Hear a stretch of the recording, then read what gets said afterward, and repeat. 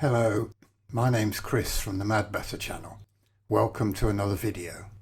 So a couple of weeks ago Skylum dropped a new update to Luminar Neo version 1.8.0. Before going any further, I should note that being a Ukrainian company, it is remarkable the resilience they're showing in continuing to work and produce updates despite the war going on in their own country. But that should not blind us to any shortcomings.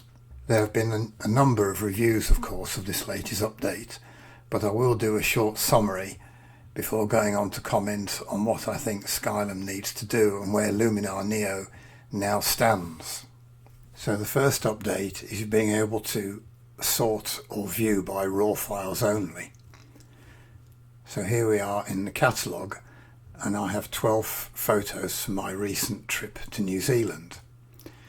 8 of them are Canon CR3 RAW files, 2 are DNG files from a drone, and 2 are JPEGs. At the moment we're showing all photos, but if I click on RAW, you'll see 2 photos, either JPEGs, have disappeared. So this is a useful addition, but nothing earth-shattering. Certainly compared to Lightroom, where you can sort and view by virtually any criteria, e.g. exact date. You can show pictures taken by a particular camera model, or even indeed only show photos taken with a particular lens. So an improvement, but nothing wonderful. The second improvement is a before and after view slider. So if I take one of these images, let's say this one, into the edit panel and just make an adjustment, let's say a rather aggressive adjustment like that, I can now click on this slider down the bottom and the image is split in half, and you can move the slider to see the before and the after. That's quite a useful thing. In Lightroom you can see a before and after view like this, but you can't shift the boundary between the before and after. It's fixed either vertical or horizontal. So again, a useful but small change.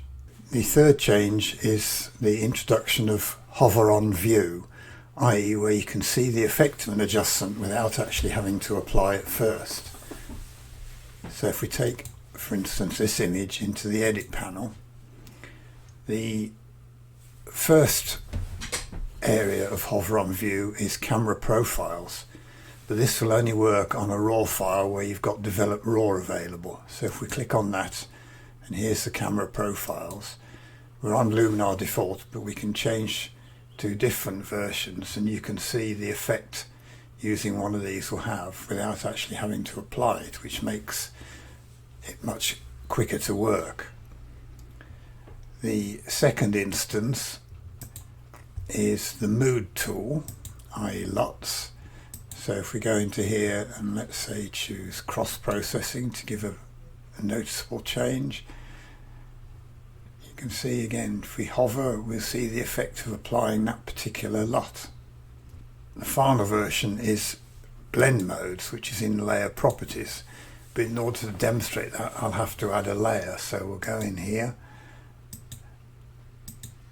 and I'll add this layer, increase opacity to 100%, and now if we click on the blend mode we can work our way through the blend modes and you'll see the effect each of these will have. So this is a useful addition in speeding up workflow. Say if you're going to click on an adjustment and then if you don't want it you have to find another and click on it. Here you can just scroll through quickly and see which one you want. Again, not earth-shattering, but a useful addition. The fourth change is the introduction of a presets amount slider. So if we take this image into the presets folder, we'll choose natural skies. Now we can flick through. We already had hover on preview for presets. But if we, let's say, apply this one, you'll see when we apply it, we get an amount slider, so we can reduce the effect, not down to 0, down to 1. If you want to go back to 0, you've got to hit the reset.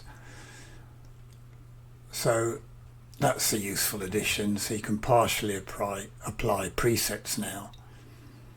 The fifth change concerns the histogram. So here we are in the edit panel, and you can see we can see the histogram. Now if we make a few adjustments, doesn't matter what they are, warm it up a bit. If we now go into the edits panel, you can see the changes I made in the develop module. But now you can see the histogram. Previously this wasn't available under the edit panel. For what reason, I'm not sure. I mean, this must be a very basic requirement of any image editing program, but anyway, it's there now.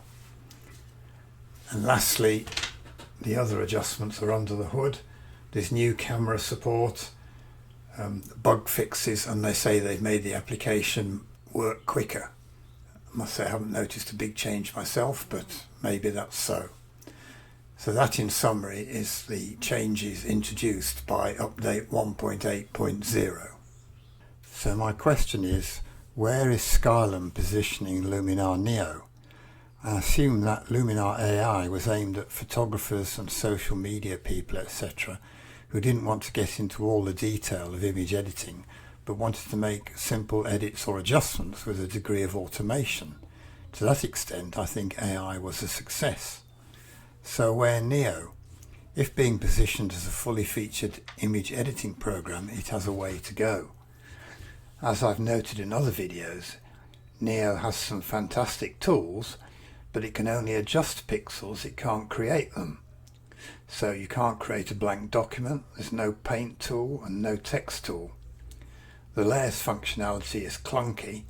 They really should reintroduce adjustment layers, which we had in Luminar 3 or 4 as I recall, and the ability to make a stamped layer instead of having to export a separate image. I would like to see Skylum introduce an overall opacity slider for adjustments in the edit panel, again something we had in the past. Admittedly, Lightroom only has an opacity slider for presets like that just added to Luminar Neo, but in Lightroom's case you can not only go from 100 to 0%, but also from 100 to 200%. And of course Photoshop has the ultimate flexibility. Assume you are working non-destructively using adjustment layers, you can easily adjust the opacity of each adjustment and indeed its blend mode. And of course its masking capabilities introduces even more flexibility. In Neo you can apply opacity to overall adjustments and change the blend mode of those adjustments using a technique similar to that I demonstrated in a previous video concerning presets. I've put a link in the description below.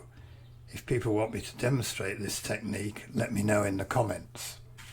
So in summary, Luminar Neo has made a slow, if promising, start towards being a fully featured image editor. But given that it was released over a year ago and they started taking our money for it some months before that, progress has been slow. And what about so-called extensions? My own view is that these should be part of the program and not paid for extras. That just seems like a money-making exercise to me. So I hope they continue to improve the interface and introduce more of what should be basic features of an image editing program. What do you think? What features of Neo would you like me to explore or demonstrate in future videos? Let me know in the comments below. If you found this useful, I would appreciate your giving it a like, and if you haven't done so as yet, perhaps you would subscribe to the channel to help it develop. Many thanks.